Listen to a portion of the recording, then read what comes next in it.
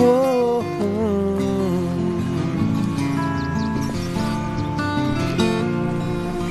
when your road is heading nowhere except the place you've always been, and you're going round in circles in the world you're living in. And when the tyranny of time's the only truth you've ever known, well then it's time to find a dream to call your own. When the road you're on is rising to your possibility, you can see a new horizon of where you want to be. Well, tomorrow is the promise that belongs to every day. Your life can change forever when your dream leads the way. Well, it's the calling of your life, it's finding your direction. You gotta make a new connection, you gotta find a place to start. Experience the glory of living your own story. It's the calling of your life, it's a journey of the heart.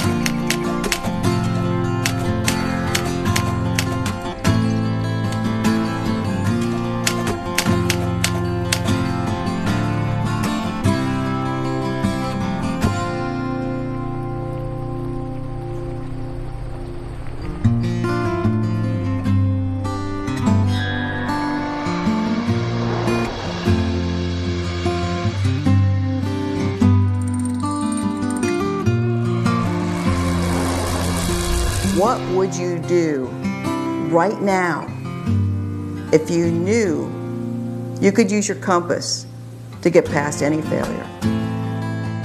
Your compass is your inner sense of direction. It's the road that's guiding you to the fulfillment of your wildest dreams. Your compass is the inner voice and inner vision and intuition and inspirations that are guiding you, prompting you, refining you to your magnificence. It's what allows you to tap into that part of you that you know can do more and be more and give more in the world. Everything that we are seeking outside of us is already inside of us. And all of the answers to every question that we have in life, we have if we go deep within. The greatest journey you can ever take is the journey of self-discovery.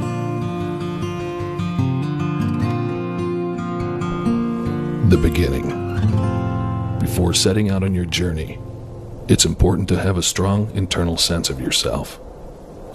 A heart filled with purpose and multiple perspectives to give you clarity of thought as you discover what's possible.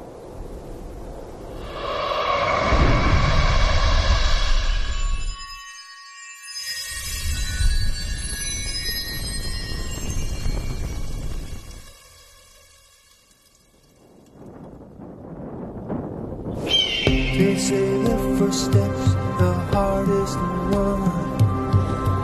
Until you take it, no dream gets done. If you wanna grow, wanna win, you'll never know if you don't begin.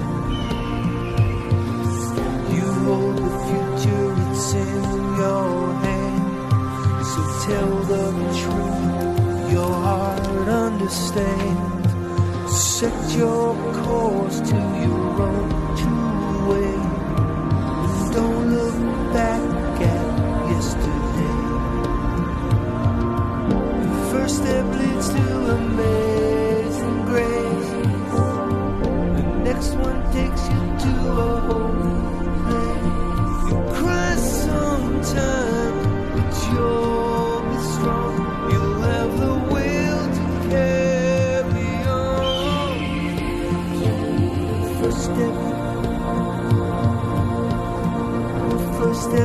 hardest one.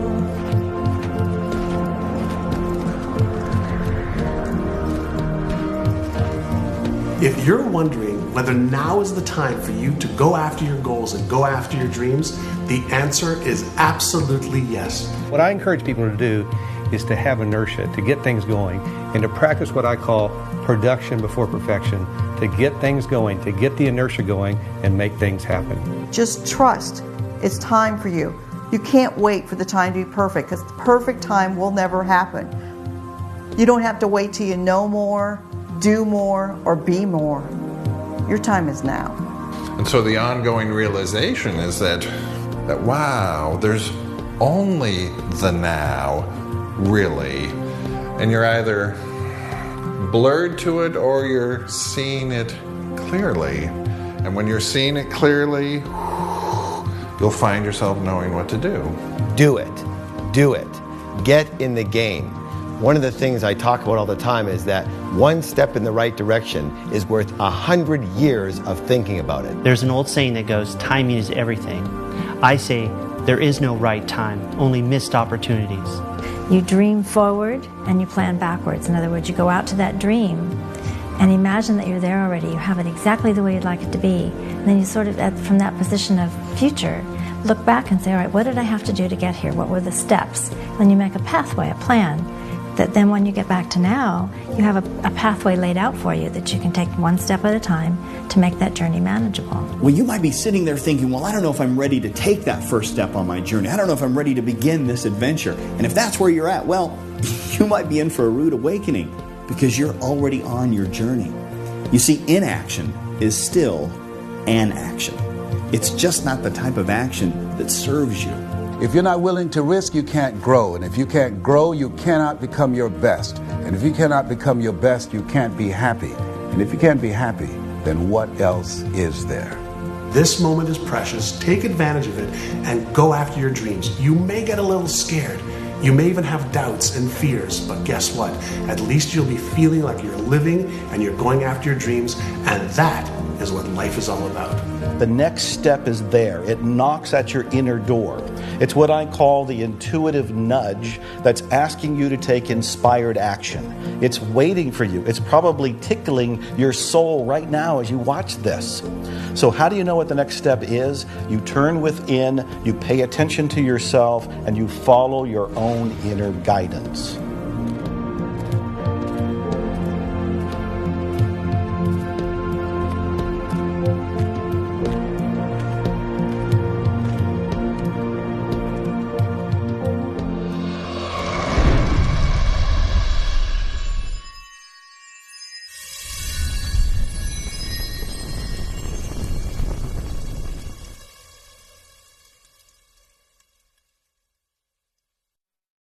Foundation is very important because if you don't have a foundation, anything that you build will crumble.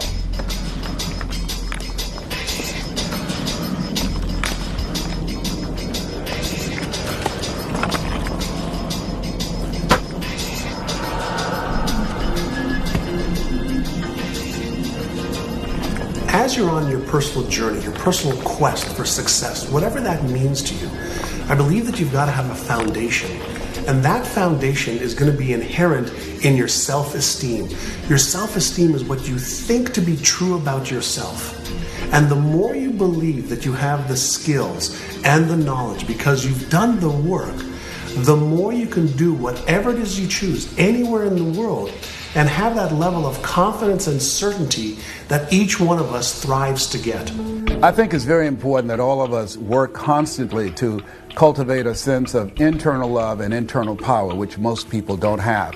Because you don't get in life what you want, you get in life what you are. Everybody has a set of values in life, and these values dictate their destiny. And when you know your values and you set goals that are congruent with those values, you tend to increase the probability of achievement. What are your core values? Who are you being? What do you want in life? How are you going to make sure that as you're moving towards your success, you know who and whose you are and where you stand in the middle of this thing called life? Everybody needs a foundation in life, and you need that go-to place in order to feel grounded, to reevaluate who you are and where you want to go. It's so important to know who you are, what your foundation is, where you're coming from, and then know where you're going. This is the foundation that you want to have before you build a great edifice of a life. Now, the biggest single mistake that people make is they think that success should be easy, and they should be able to get it by thinking happy thoughts and rolling their eyes and getting into some get-rich-quick scheme. But all real lasting success takes a long time, and so you've got to build the foundation within yourself. You have to become the kind of person who can enjoy the success that you want to enjoy.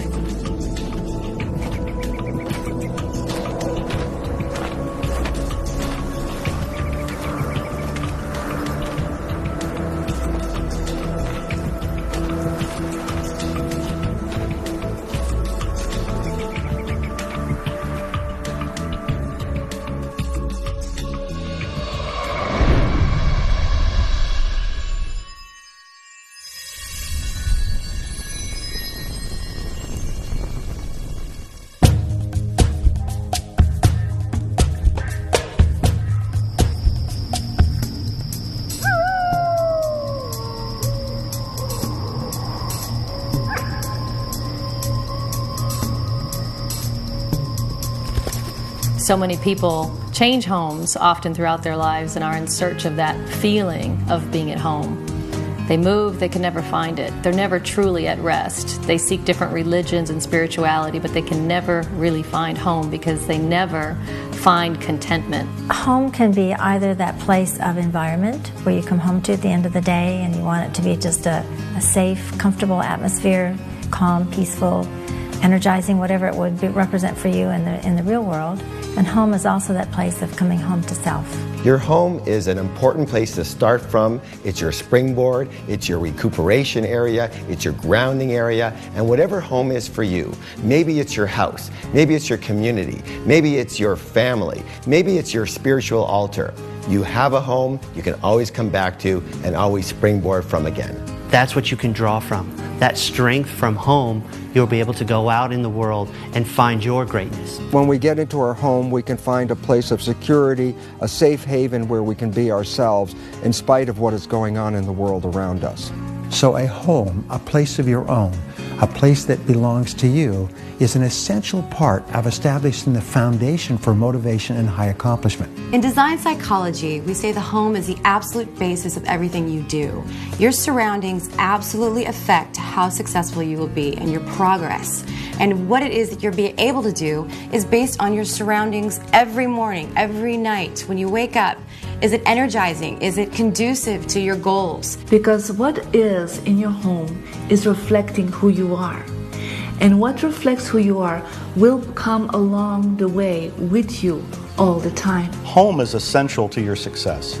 You need to have this little safety net, this little nest that you can go to, that you can rest in, that you can recuperate in, that feels safe for you to rebuild your energy and your forces so that you can go back into the world and pursue your dream and follow your compass. The universe is my playground, the world is my home, and every country is another room in the house, and every city is another platform I can share my heart and soul.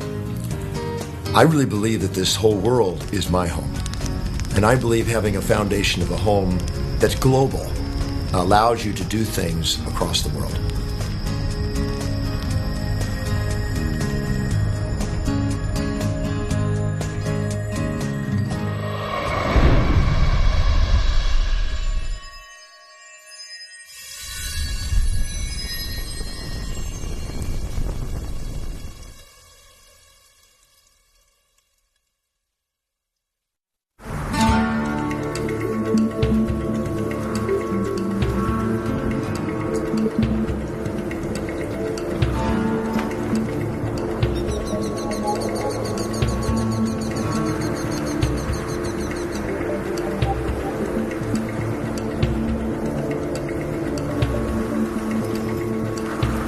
When we talk about having a vision, what we're really talking about is having the absolute clarity and the instruction of what it is we want our brain to focus on. Your vision is your end game. Without it, there can be no direction, nowhere for you to go, nowhere for you to start, nowhere for you to end. Clarity of thought and clarity of the vision is essential. The clearer the picture, the more direct the path to get exactly what you want. The question is, what are you looking at? That's what vision is about. What you see when you look out at life, and how are you going to move based upon what you see? Your vitality in life is directly proportionate to the vividness of your vision.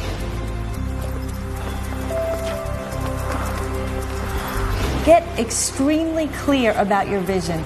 Get the most intricate details that you possibly can, right down to how things will look, the feel, the smell, the colors, the motion, whatever detail that you can possibly imagine in your mind first, you can then take action on and make that become a reality. We are giving our brain the instruction of exactly what we want it to find in the physical world. We also put ourselves in a frequency to be able to resonate with anything that matches that vision. Your vision is a dream of what's possible. Your mission is the manifestation of the possible dream through passion.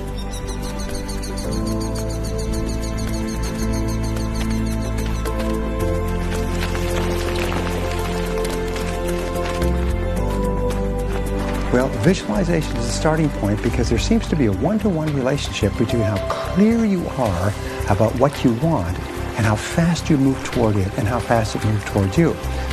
But it's not enough, because then you have to do the work. Then you have to take the steps. It's good to have a clear idea of the mountaintop, but now you have to hike. Visualization is more of a first step. You visualize what you want, and then when you open your eyes, you take action. The action is what will lead to the completion of the very thing you've been visualizing.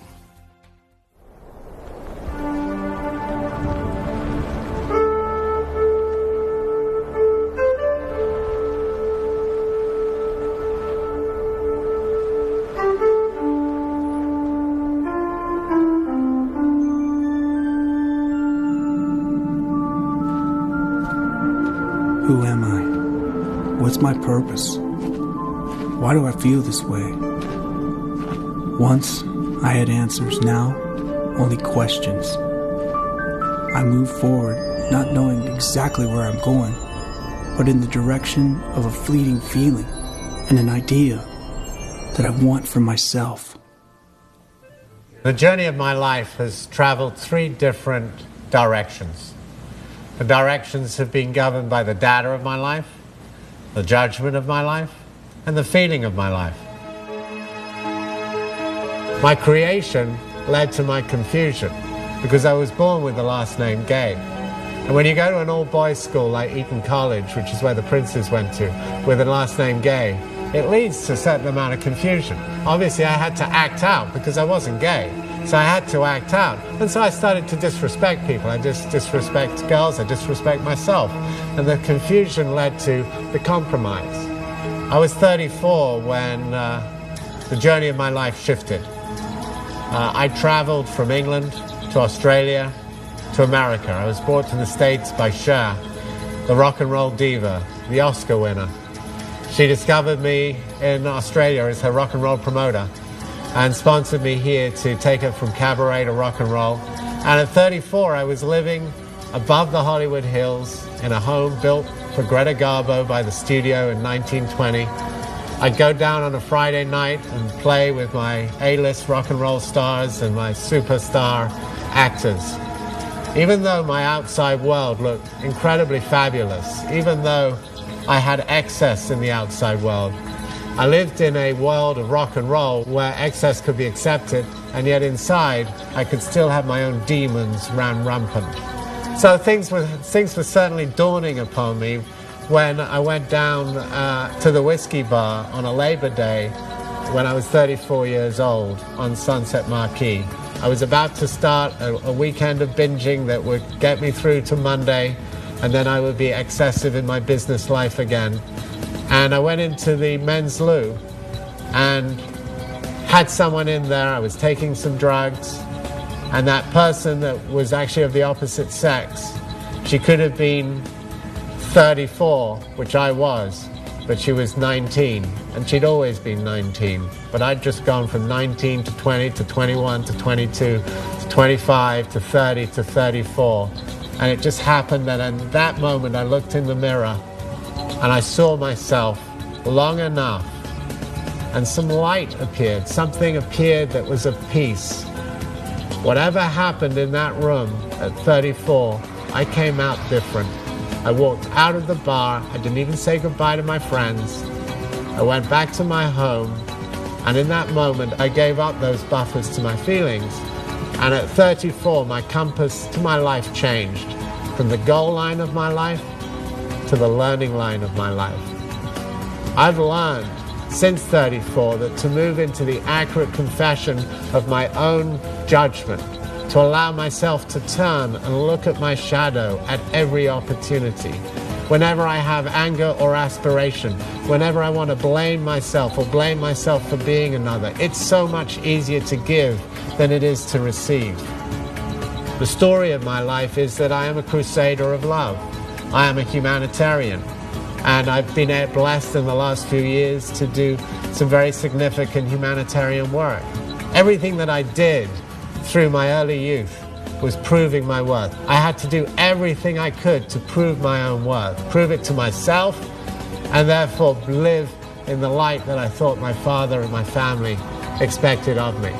But then something else happened, and I realized later on, after I was 34, that nothing that I do ever proves me worthy. Nothing that you do, listening to this and watching this, will ever prove you worthy.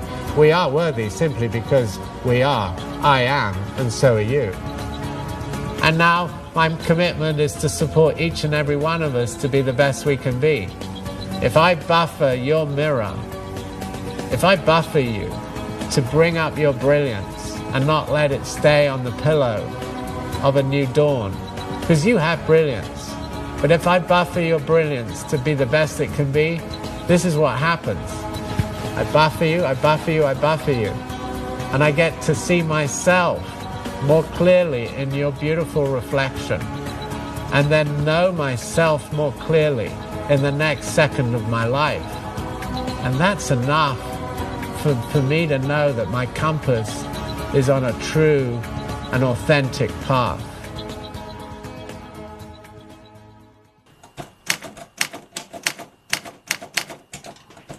On the road. You cannot control the world around you. What you can control are your thoughts, the integrity by which you live, and how you choose to make a positive difference in the world. Your life and your legacy are in your hands.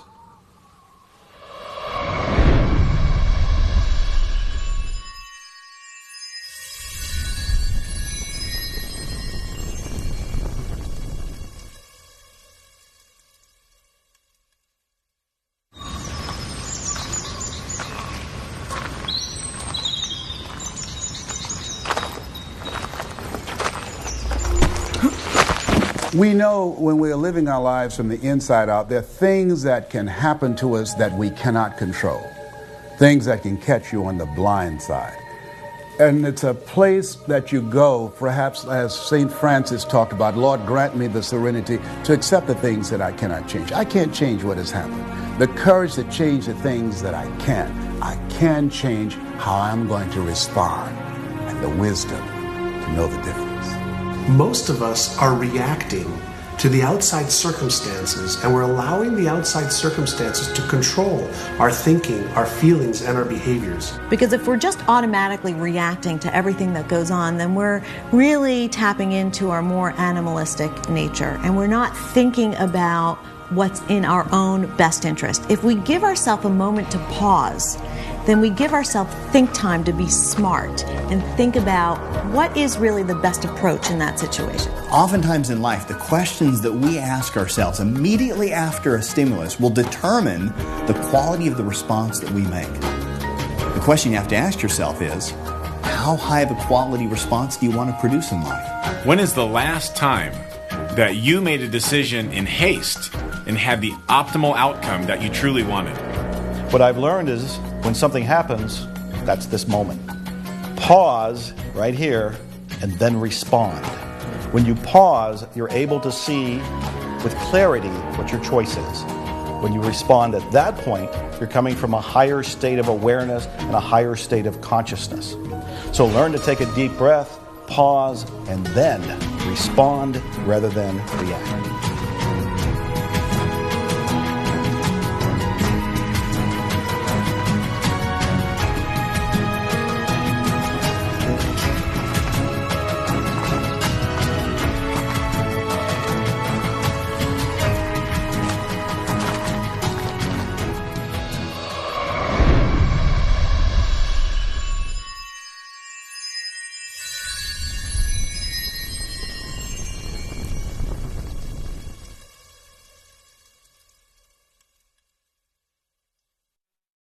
Staying focused is a matter of reassessment on an ongoing basis.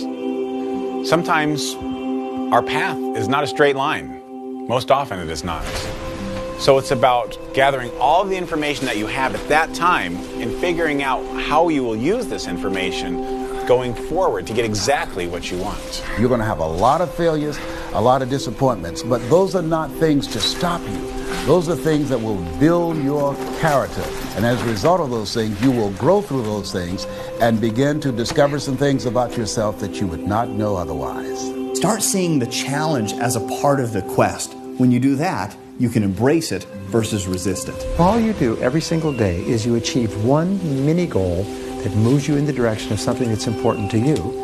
You will have this feeling of forward progress. You will be internally motivated. You will feel excited and positive about yourself. Your self-esteem goes up. You feel like a winner. You have more confidence if you just achieve one little goal at a time. You've got to hold the vision even when you cannot see any tangible results or any of the activity that you're engaged in are working. And through persistence and patience, did I say patience? Yes, patience. You continue to move forward, things will begin to appear. We have to make sure that we are not going through this thing called life malnourished.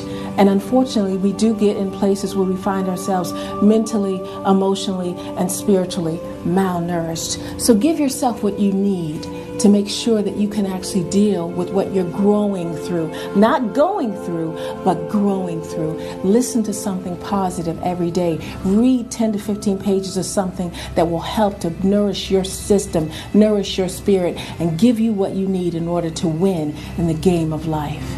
Especially on the hard days when you're getting thrashed, when life is hard, pause, breathe. It brings your attention into the now. And when your attention is then here in the now, you find yourself knowing, intuitively, viscerally, you find yourself knowing what to do in order to solve the problem that was bugging you. And remember that the date that it is today will never be the same again. Wake up in the morning when things seem slow, look at your calendar, and realize that that day is the last time you'll ever see that day, so make it good. It's very possible that you're being a passenger and not the pilot of your life. And you just have to take control and make that decision to live with intentionality. It's not always going to be easy. In fact, sometimes it's going to be very difficult. It's persistence and desire that gets everybody over that difficult hump.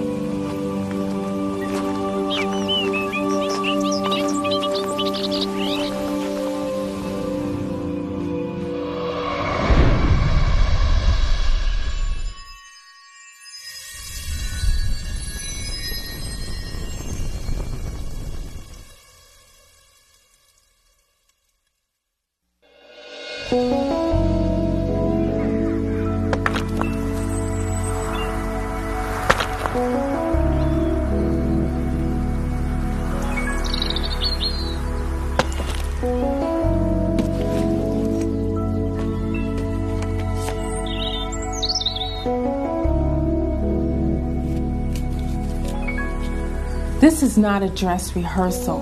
This is it. So don't hold back on your ability to give. Find ways to give. Be creative about giving. Get excited about giving. There are people that need you to find a way to give into their life. And I encourage you, as you're giving, understand that he who gives, it shall be given unto him or her. Pressed down, shaken together, running over, shall men and women give into your bosom.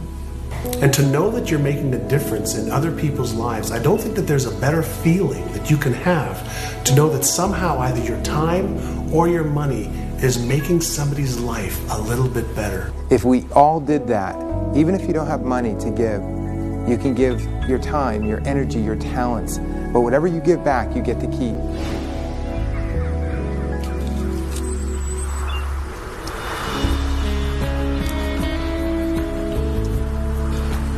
Do you want to feel that your heart is full, that you've actually done something that is beyond you?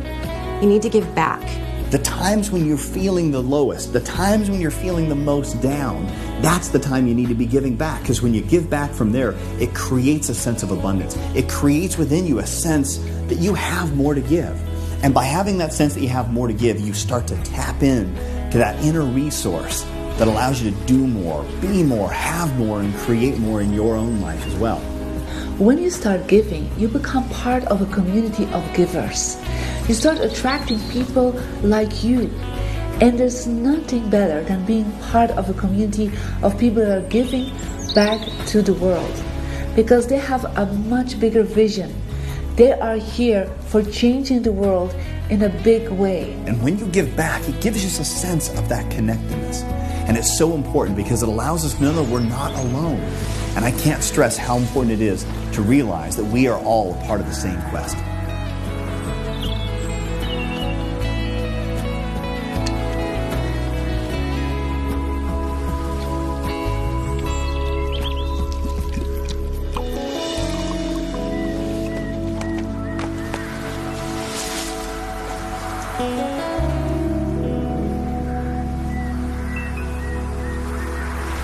Someone once said that there are two types of people in the world, givers and takers. The takers sometimes eat better, but the givers always sleep better.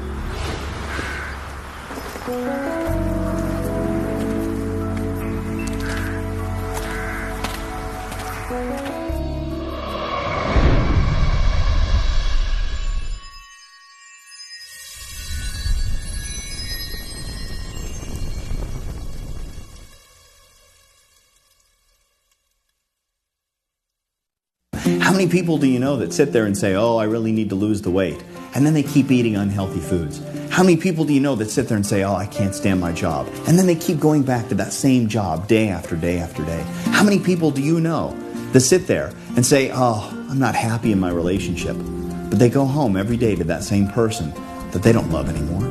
You cannot invest any more in a future that doesn't exist. Life is unpredictable, and you've got to be flexible and versatile and be willing to make the adjustments necessary that will move you in the direction of your goal. And you've got to ask yourself, am I on course? Am I seeing the results that I want to see? You've got to monitor yourself and continue to execute in the direction that's giving you the most positive feedback.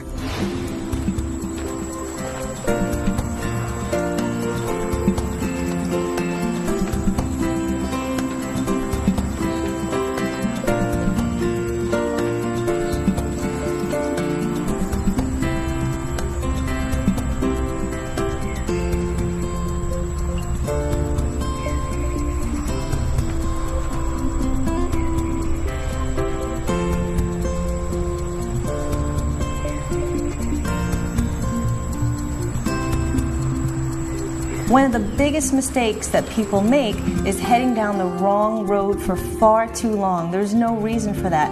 Once you realize you're going the wrong way, as quickly as you can, stop and get back on track. It is still a learning experience.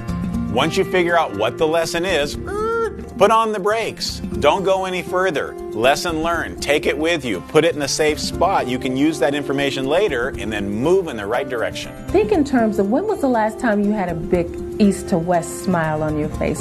When was the last time you felt joy in your heart? And when was the last time you knew you were on track? And then put together a plan of action of how you can get back to that place. If you're going down the wrong path, do you really want to change? And if you do, step back and say, I want to change. And whether you're going down that path for 1 week, 1 year, or 10 years, you have the right to change. It's your life. One small move in another direction can be right for you and take you from going from stuck to unstuckable. And when you're in that situation, there's no stopping you. It's like going from being stopped to being unstoppable. And when you have that feeling, it's amazingly empowering. So if you feel that you're doing something that is not good for you or is not going to help you with your final destination, be aware, be smart, and make a different choice. It's that simple.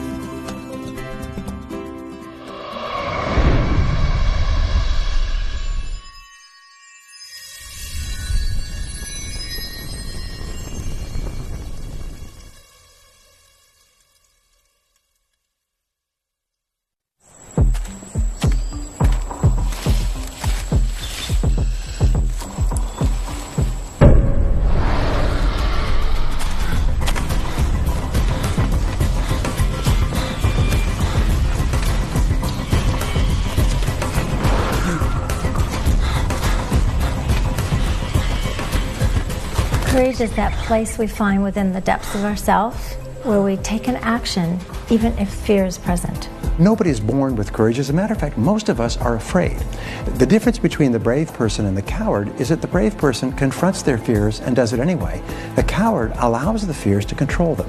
Fear, what is that? False evidence appearing real. We have to find a way to move beyond it and to be unstoppable and to be relentless and know that we can be the courageous beings that we were designed to be. Courage is something deep within that allows you to step forward, step into that greatness, step into the risk, and do it anyway. A big part of courage has to do with one's confidence. If one takes the unknown to the known, you will become more confident. Take the unknown to known by doing research, by gathering information, by reading books, by really pulling information. Every way that you can take the unknown to the known, you'll be more confident. More confident, more courageous, more action, more success. You have that spark of greatness in your heart. You have that calling, that pull that is saying, let's take that difficult path. Let's hit that summit. Let's take that adversity and let's meet it with full force and with courage. And when you start to feel courage, it seems like the universe supports you with that and gives you more.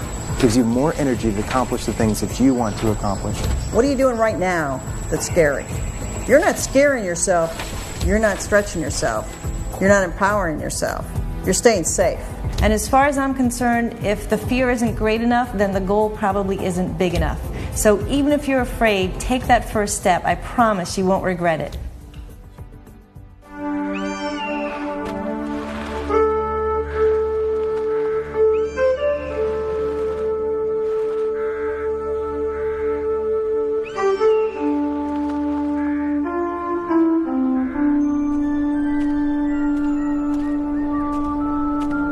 With every step I take, purpose. Every path, opportunity. Every failure, confidence. When I didn't think there would be a tomorrow, there was. I am still learning. I was born in Hong Kong, second daughter of a very traditional Chinese family, which if you know anything about traditional Chinese families, that's a very bad positioning. My parents were not, especially my mother, was not very happy to get a second daughter.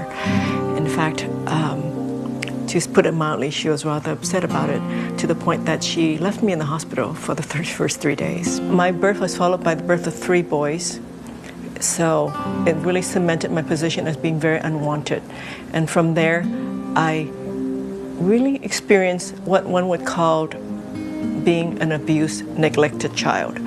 From there, I was blessed to have a grandfather who gave me my name, Hey Li.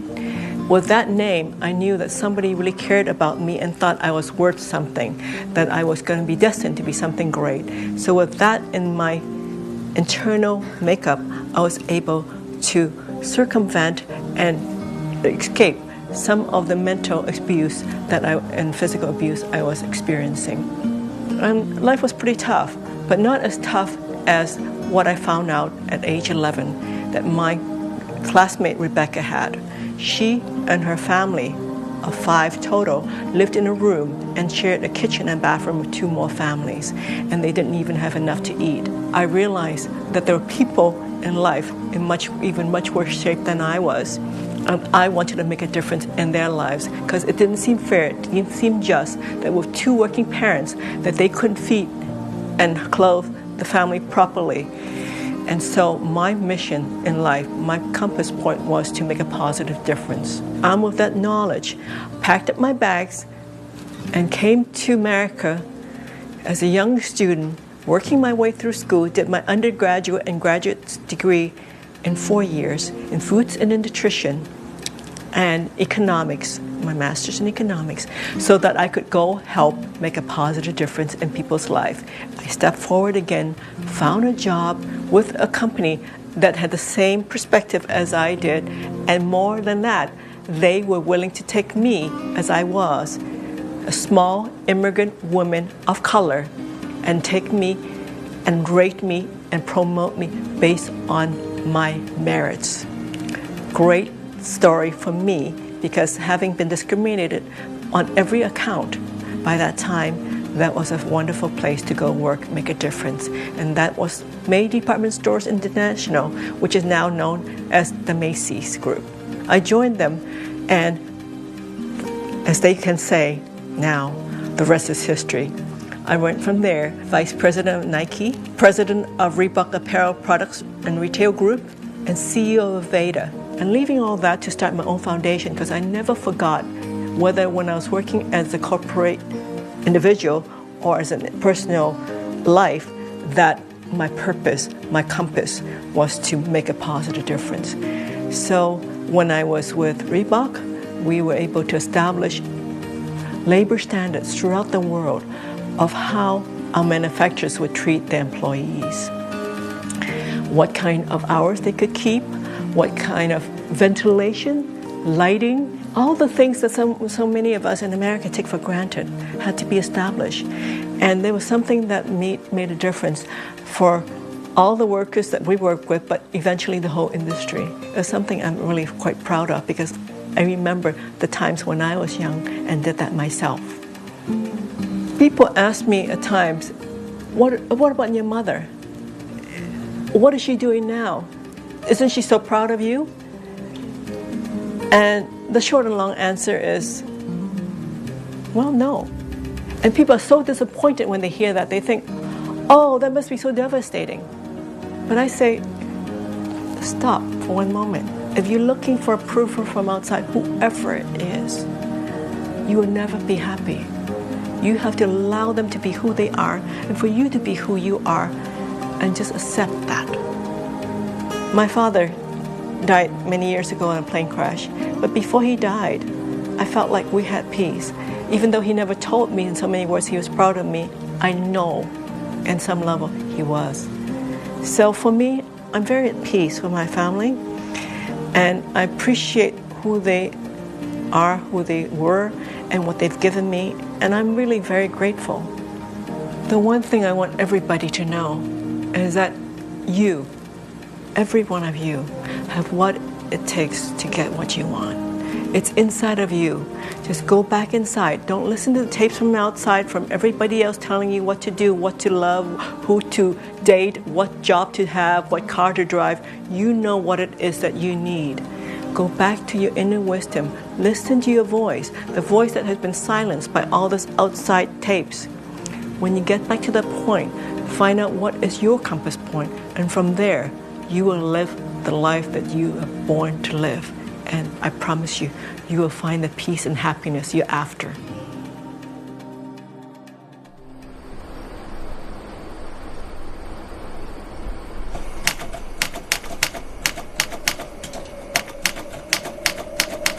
The journey within. Perhaps the greatest journey you can take is the journey into the hidden treasures of your mind and the eternal wisdom of your heart.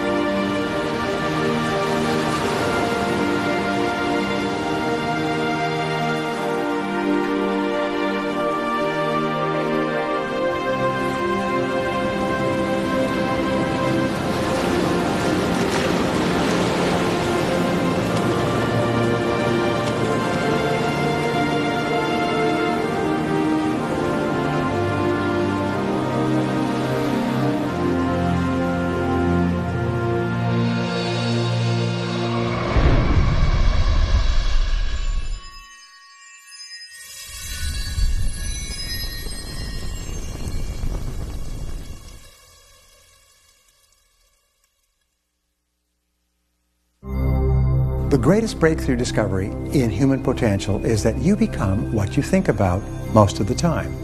The second greatest discovery is that you become what you say to yourself most of the time as well. Psychologists have determined that 95% of your emotions are determined by how you talk to yourself as you go through your day.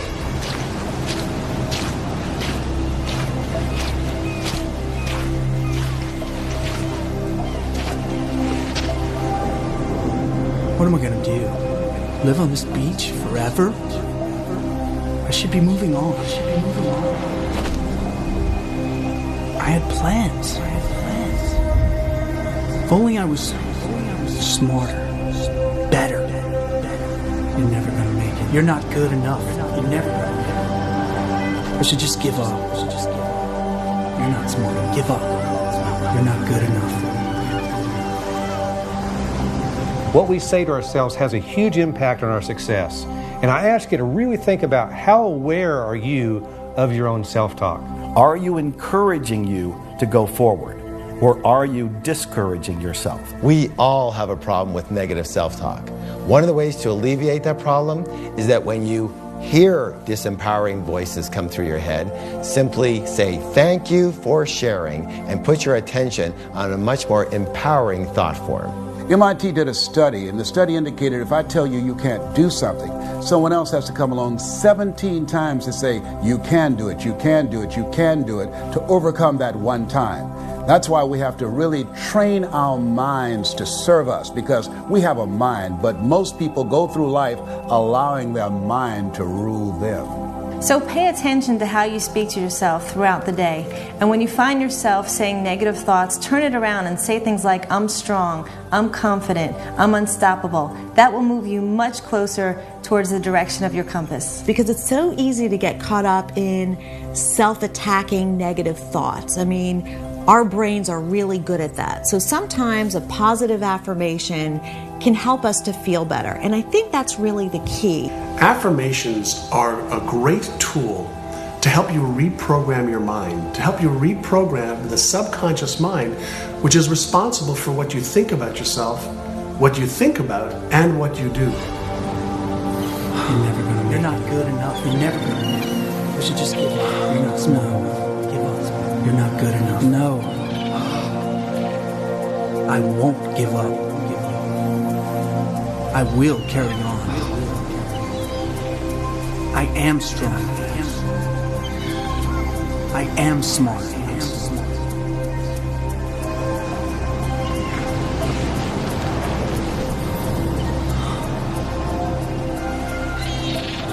You got to say things to build yourself up, to encourage yourself.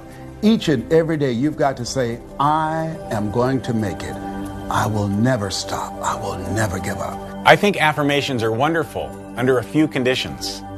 You need to make sure that they're true, they're accurate, they're attainable, and they're done on a consistent basis to where you can yield the results that you want. And affirmations are nothing more than declarations that you choose that'll help you achieve your goals. They're the pillars for the vision of your life or your business.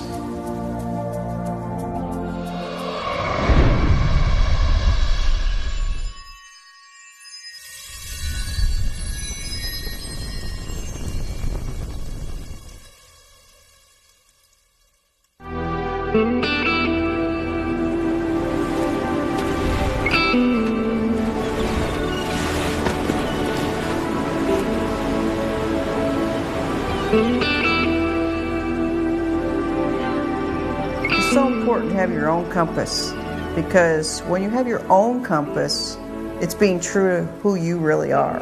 There have been times where somebody has tried to follow in the path of somebody else, maybe a father, grandfather, a mentor, and they found that it was like putting a square peg in a round hole. It just didn't fit. There's something that we're meant to give to the world that only we can really know if we just plug into ourselves and somehow plug into an intuition or inner drive. No one else can tell you who you should be in the world. It's just not the way our minds and bodies are meant to work. You need to look deep inside you, because the things that truly will allow you to grow and to get to your greatness all come from within you. You got to go inside and find those things. Let them come out. Only you know exactly what you want in your life and how you want to get it. And therefore, relying on others may not get you to the final destination that you perceive. And the reality is, if we utilize someone else's compass, we can find ourselves lost. We can find ourselves on a dead-end road. We can find ourselves in the midst of a war zone that had nothing to do with us. That would be a total waste. I mean, to actually go through your entire life and not have lived it. If you're so busy trying to use someone else's compass, live their life, live what expectations are from the outside, you might find that your life was really worth living. You have to follow your own inner compass because that's the piece of the puzzle that helps make the whole world come together. I have my piece of the puzzle, you have your piece of the puzzle. They're different, but when we put them together, it makes this beautiful whole that can't be done unless you follow your own inner compass.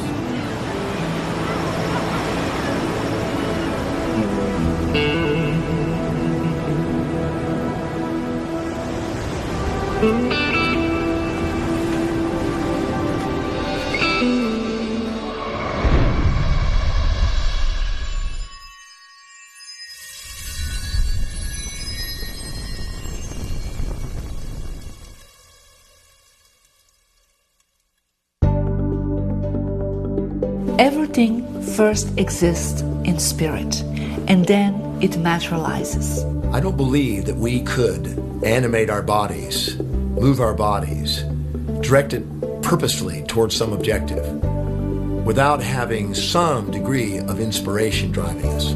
Every second, 10 million of my cells are dying off, and 10 million new ones are being created. Every second, 100,000 reactions are happening in every cell of my body. That's 10,000 quadrillion things happening in my body without me thinking about it. That's the spiritual side of my being. That's the intelligence that gives me and you life.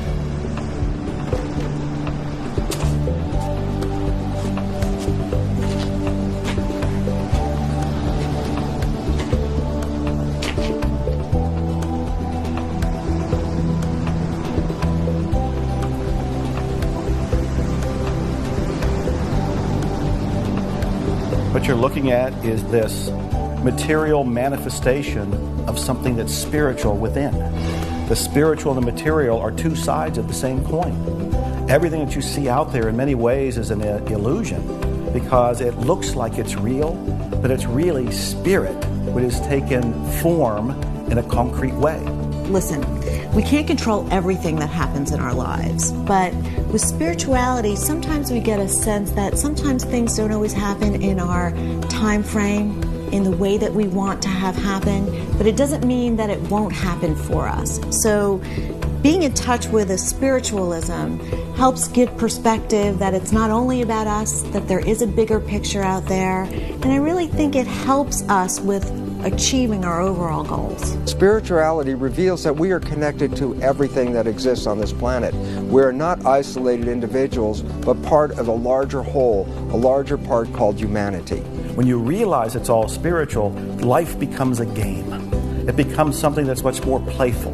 The stress is removed. You still go for things, you still have bumps in the road, but you realize that it's a spiritual journey. And I don't think that you can learn it or discover it for you until you're ready. And no one can force it on you. No one can make you want to learn it. But when you embrace the concepts and you embrace the idea, you will become more of a whole person than you ever imagined you could possibly be. But once you get connected to the spiritual part of yourself, the spiritual part of your being, you understand that you do not have to look at the circumstances and the situations in your life and feel as if that's it. Understanding that you are a spiritual being who has come here to have a human experience.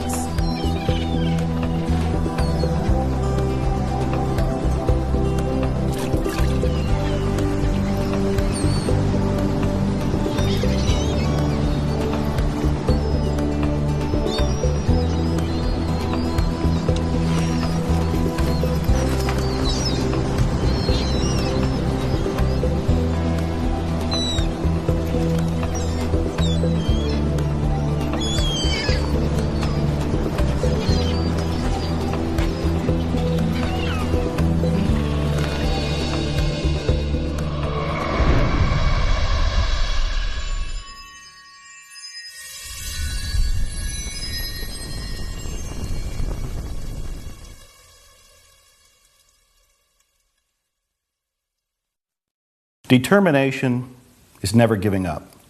No matter what happens, no matter what the bumps are, you keep going. You take a deep breath, you look within, you realize that you can achieve anything.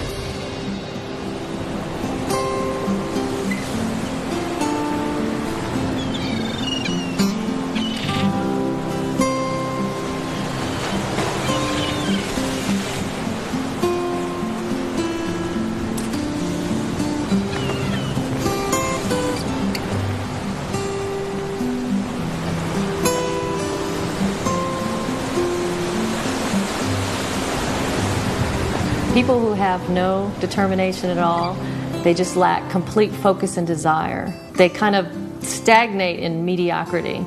Without determination, you don't have any fuel for your dreams. Great things don't happen to people who give up. Great things happen to those who stick with it. When things get tough, remember what it is you're really looking for, what you're going for, and you'll get past it. And also remember who you are. Come from that sense of identity and sense of self, because then you know that you're moving on your own pathway, and that creates the stick-to-itiveness. Determination is something that'll keep you going no matter what. If you are serious about achieving your goals, if you really want your life to be a masterpiece, determination is going to change your life. Make a decision, stick to that decision, and have the relentless pursuit until you achieve that goal and dream. You will never be able to taste the sweet flavor of success until you are willing to endure the bitter taste of failure. Ladies and gentlemen, when you are in life, you will taste failure, and it will not taste good. It will be bitter, and you have to move forward, get up off the canvas of life, and understand that giving up is not an option. Persistence is your measure of your belief in yourself and your ability to succeed.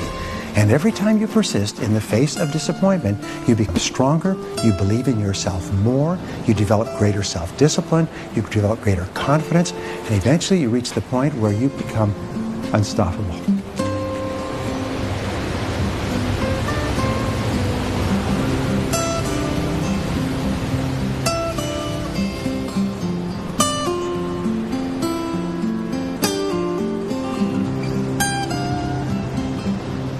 Nobody has to get you up in the morning to do what's truly most important to you. But you'll have to get somebody to motivate you to do the things that aren't. If you want to have an empowered will, a determination that's undefeatable, make sure you set goals that are truly yours, from your highest values, that inspire you, that you can't wait to get up in the morning to go live.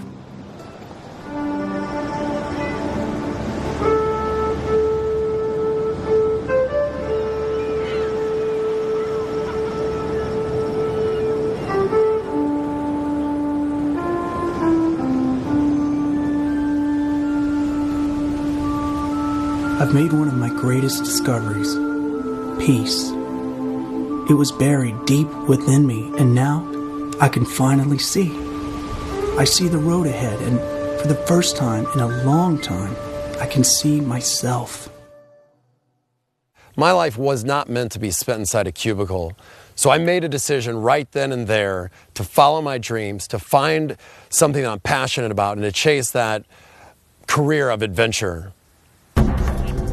I'm originally from Texas and then grew up in Virginia and ultimately St. Louis. And ever since I was a kid, I was always getting into trouble outdoors, running around, playing with snakes, running through the creeks, digging in the mud, and just loved being outside. I would leave in the morning, I'd come back at night for dinner, and that's what I would do every day. And that led to really enjoying and loving being in the Boy Scouts. Looking back, I see what a huge impact the Boy Scouts and becoming an Eagle Scout had on me. It gave me the confidence as a kid that I carried with me in life. I let successes like this drive me, not failures. So for me, it was, I realized, hey, I can set my goals as high as I want, the highest thing there is in Boy Scouts, and achieve them. And from there, it just led, in life, I've always tried to set high goals and go about achieving them. So Boy Scouts to me was a very instrumental part, a huge stepping stone to my life and the future ahead. In high school, my focus was on academics and sports. I played football and loved every minute of it. Then, when it was time to go to college, I decided to narrow that focus and major in business because I thought that would give me the most options outside of school. After graduating college from SMU with my 2 degrees, I decided to pursue a career in the internet industry. The internet was booming, it was so exciting, there was so much going on, and I thought it was the next stepping stone for me because I love the outdoors, I love adventure and all the challenges that come with that. So I thought this career would be a replacement for all of that. It's not that I didn't like my office job, but I didn't love it either, and I wanted to feel passionate about what I did. I wanted to feel the way I felt when I'd summit mountains or swim with sharks. So I had to figure out how I could make that my career. And then totally out of the blue, an opportunity came about to be on the show Survivor. And it came about a month later. I'm stuck on an island in Panama, not knowing what's going on, but realizing that when every single thing was stripped away, money, anything material, everything taken away, I was as happy as I've ever been. Just living off the land, catching food, playing this challenging game, but at the same time very strategic. So I was using a lot of the things I learned. A lot of the skills as an Eagle Scout definitely came into play. And then that show ended, and I went back to my regular job. Then I really started thinking, my biggest passions in life are outdoors, adventure activities, and challenges for myself, both physically and mentally. My compass really moved me. When I got back from Survivor, I went back to my job, and while I was happy in my job, I was being challenged, and it was a great career path that I was on. It just wasn't really my passion. I wasn't running out and telling people, oh, listen to my new project, listen about this and that. So I started looking for something else, and my compass really changed when I started to go into adventure travel and when I started a production company. And I started not loving what I did, but doing what I loved. And that was the biggest change in my life. And now I'm doing every single thing that I would be doing in my spare time as part of my job, and it's unbelievable. Everyone has something that excites them, that moves them. Unfortunately, some people don't have jobs that affect them in that way. I know change may seem intimidating, but it's essential in life, and all of us have what it takes to make these changes that will make us the happiest we can be. Right now, I'm happier than I've ever been in my life, and it's because I'm really living my passion. My job is working in production projects all over the world where I get to share my adventures with people and tell stories, and I'm growing myself, I'm teaching other people, and it all happened because I really went out and I chased my dream to do something outdoors, to do something that involved travel, but to still use my education and running productions and being involved with all of it, and it's unbelievable. Now I know everything that I do may not be for every other person. Some of it might be a little too dangerous or uncomfortable or just flat out not fun, but the bottom line is I'm doing what I love and what I'm so passionate about. And I think, life's too short not to do that. So the one thing I would say to people is go out, find out what you love, set a goal, go after that, stick with it, and chances are you're going to be so much happier than you are doing whatever you're doing today if it's not along that line.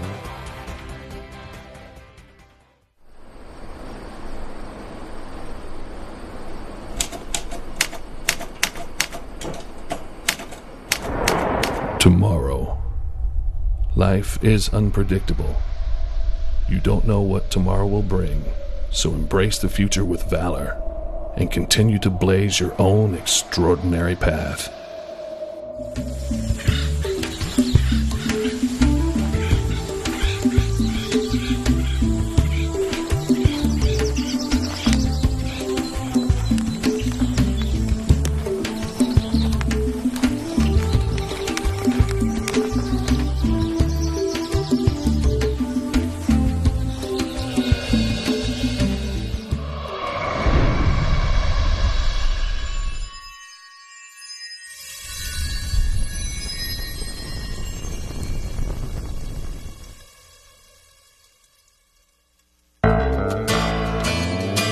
The needle on your compass is always adjusting to find out what's exactly right for you. What's important is that you need to do your part, and that is to watch, to learn, to listen, to hear, to pay attention, and to take that advice that you get from inside to guide you in exactly the right direction.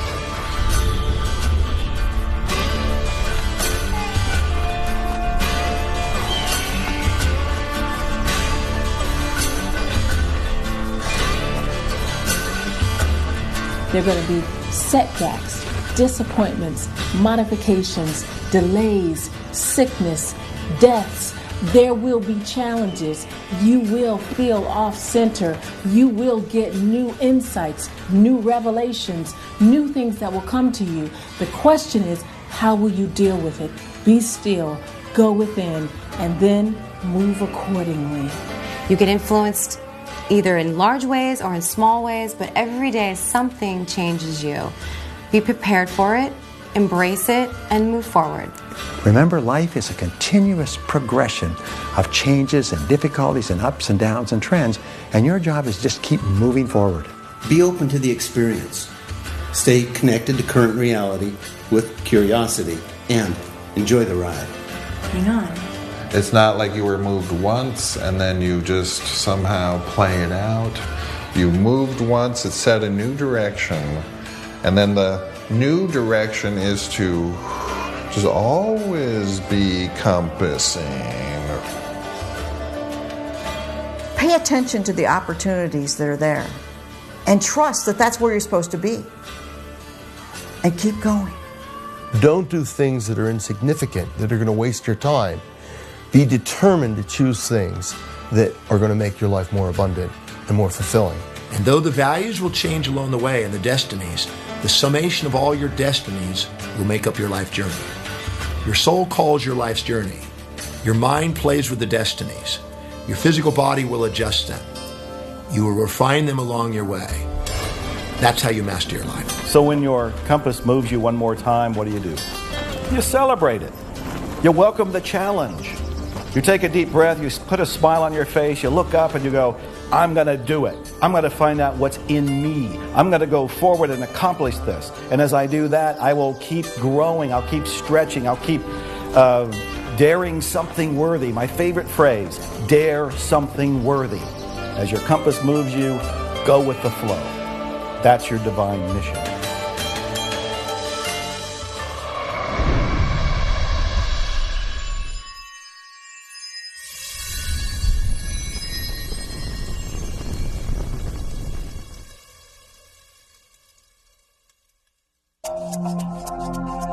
Gratitude is one of the most important emotions that we can hold in our life because it recognizes that we are living in harmony with the universe and accepting what the universe has to offer.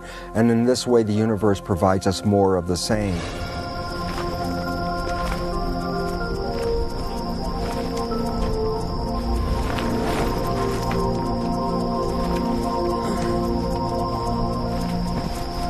Gratitude is essential because gratitude is synonymous with appreciation. What is appreciation? Appreciation is simply increasing in value. For example, your house, when it appreciates, what's it doing? It increases in value. So when you appreciate something, you are automatically increasing its value. If you don't have gratitude for something, it might as well not exist. Somebody who isn't grateful for all the blessings that they have right now is not aware of how lucky he or she is. And so when you take the time, when you take just a few moments to think about one little thing that you're grateful for, a flower, being able to breathe, being alive, that is magic in itself. And that is really the beauty of creation. That's the beauty of our lives. It was Henry James who said that nothing of the senses can satisfy the soul. The only thing that can satisfy the soul is thank you, I love you. When you get up in the morning and you can say thank you, I love you in front of the mirror, and also to the world around you and the people around you, now you're going to have fulfillment. I think we take for granted all of our life's gifts, and being grateful is a launching pad to have more and to be more and to accomplish more in your life. Gratitude is actually the grace of life. The more gratitude you have, the fuller your life will be. So we must wake up each and every day with a sense of gratitude, with a thanksgiving, not just for Thanksgiving during the holiday, but a sense of thanksgiving throughout our entire lives. It should be a part of our lifestyle because we have so much to be thankful for.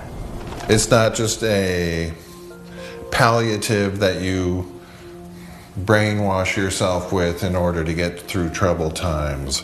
It's the It's sort of like the sign that, wow, you're finally experiencing reality clearly. Gratitude is appreciation, it's love expressed.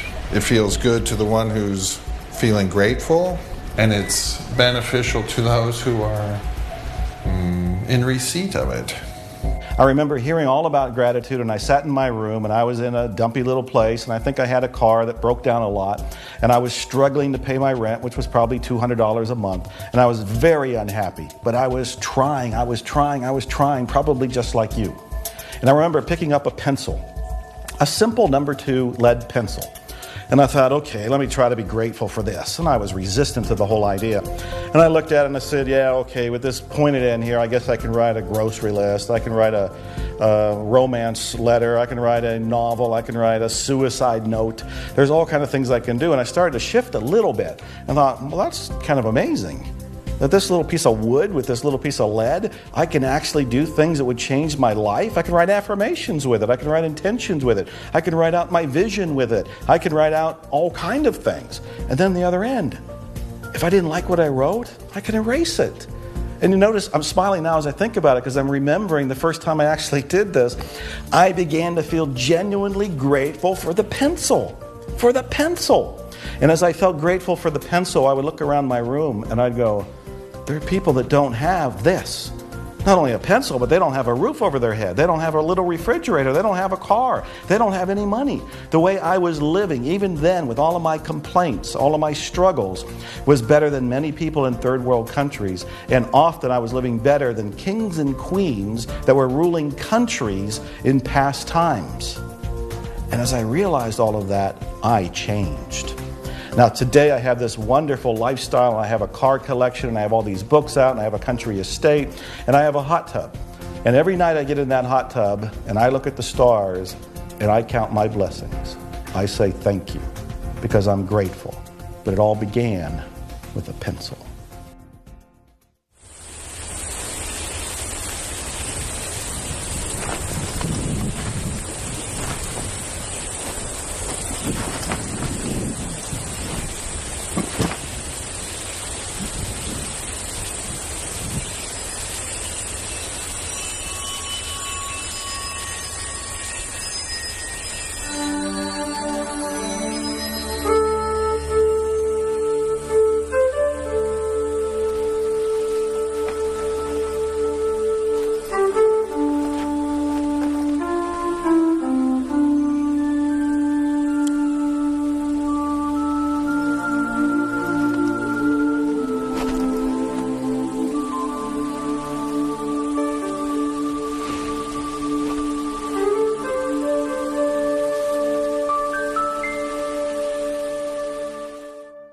In April of 2005, I woke up in the morning with what I thought was a bad case of the flu, and Carol, who was just my girlfriend then, insisted that I go to the hospital, and I went to the hospital, and they didn't know what was wrong with me, and when I woke up 3 weeks later, I was in a different hospital and had no hands and no feet. I was born in Portsmouth, Virginia in 1954. My dad was in my opinion, a Navy hero. He was in Pearl Harbor when it was bombed. And I was raised the first 3 years of my life in Washington, D.C., moved to Chicago when my dad was stationed in the Navy base, the Great Lakes Navy base. And then because of the health of my mother, who was a rheumatoid arthritic, we moved to Arizona in 1959 to keep her on her feet, and she stayed on her feet for another 30 years after that, so that was a good choice. In 1985, I was in my backyard, and I was shot in the back by a little boy that was playing with his dad's rifle, and he was shooting at his back fence, and I was on the other side. And the bullet went through the fence and hit me in the side, and it shattered my spleen and entered my backbone. But that happened in 1985, and because I had no spleen, then 20 years later, in April of 2005, I contacted an illness that caused my amputations. Jeff was in a coma in the hospital, and everyone was telling me, all the medical professionals were telling me that he was going to die, that he wasn't going to make it. And I had accepted that as a very likely fact, but They wanted me to sign a DNR, and I couldn't do that. I just knew that Jeff wouldn't want me to do that. I went outside. I was a smoker at the time, and I went outside and sat on my smoking bench, and one of the nurses had given me a bookmark, and on this bookmark there was a poem that says, "Don't give up."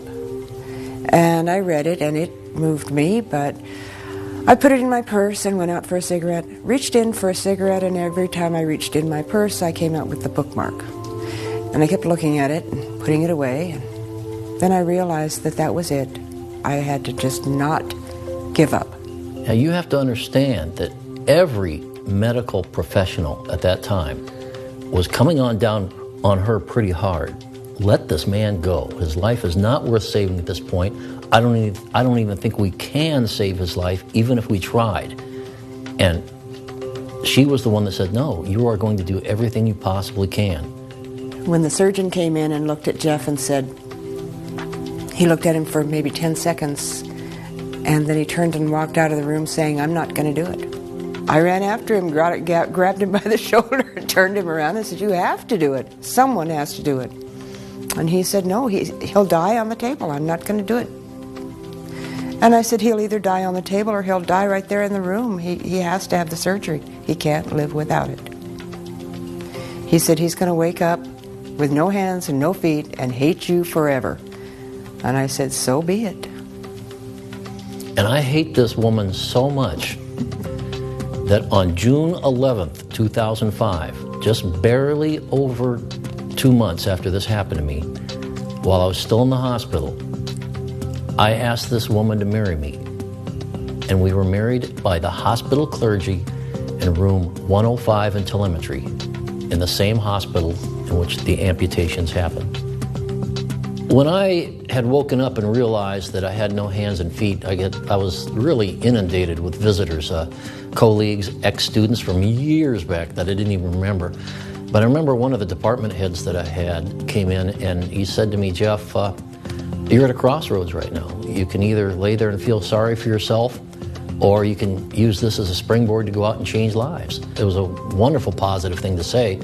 And I can remember while I was awake, my principal had called me up several times. And he called and talked to me on the phone, told me about the wonderful things that were happening at the high school where I was teaching.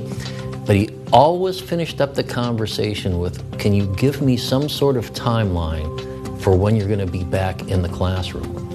When all the medical professionals were asking me to apply for Social Security and go on disability, and he didn't give me that option. Every conversation ended up with, I need to know when you're going to be back in the classroom.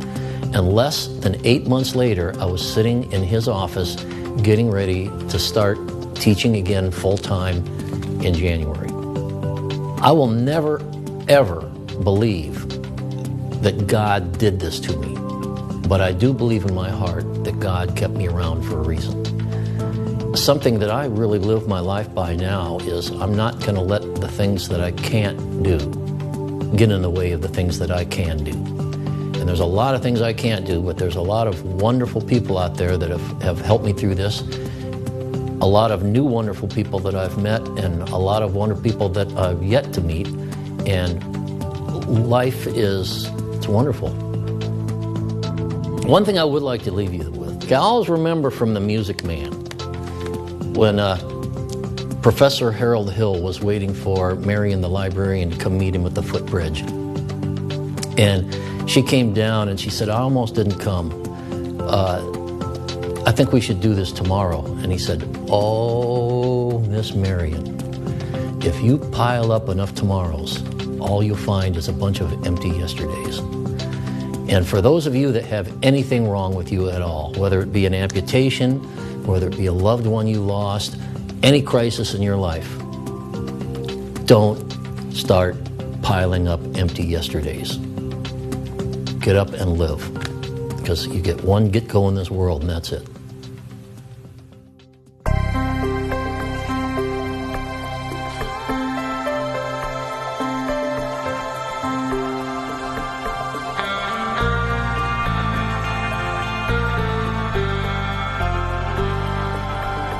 There's a reason why a lot of times we find ourselves having the same New Year's resolution year in and year out.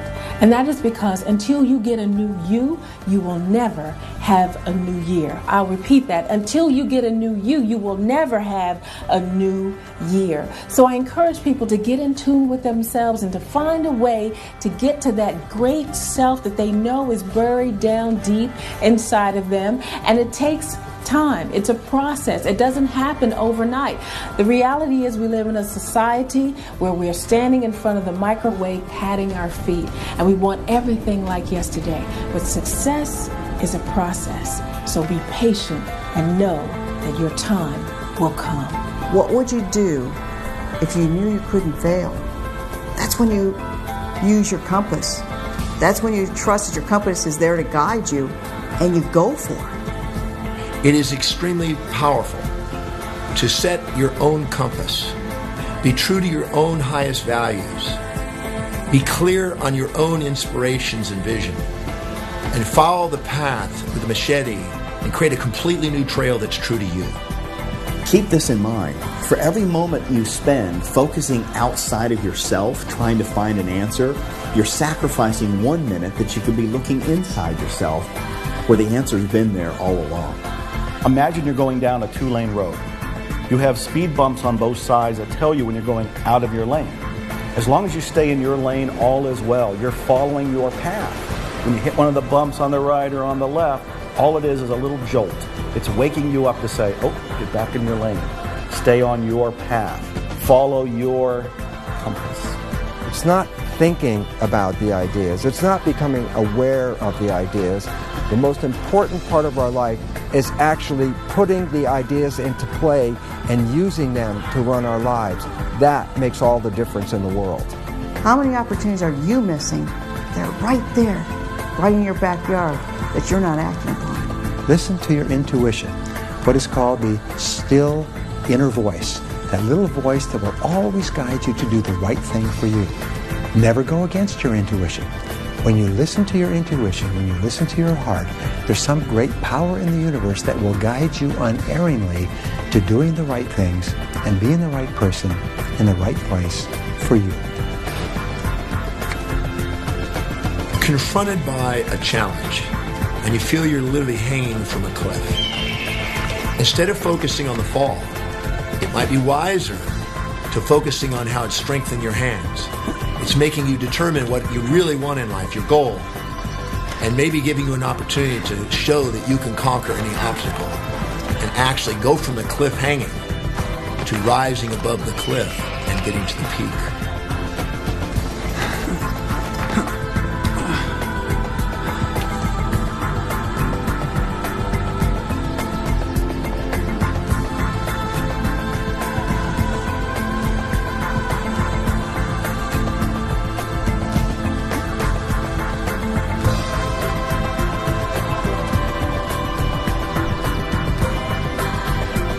Life is alive.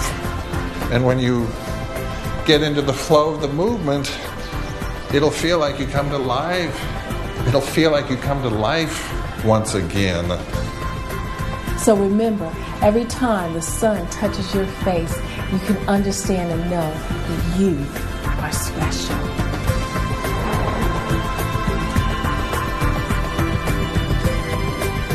As long as we're moving in the direction of our goals and our dreams and we hold on to our vision, we will achieve every single goal and you will achieve every single goal that you have.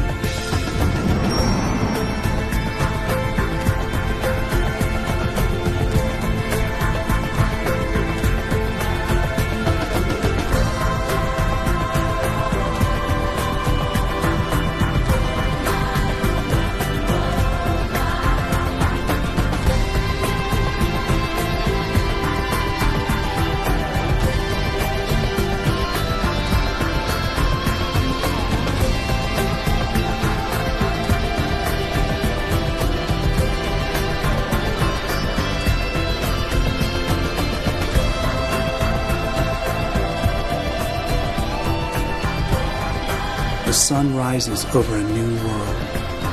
We still hurt sometimes. We still cry sometimes. but we carry on. We feel, we see, we talk, we live. I am strong.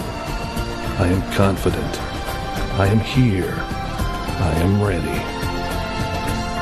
When the end comes for you, let it find you conquering a new mountain, not sliding down an old one. Many people die at age 25 and don't get buried until they're 65. Your life has value. Decide with the compass of your life that you're going to make a mark, that you're going to live your life in such a way that long after you're gone, buried in your grave, the impact of your life will continue to show up long after you're gone.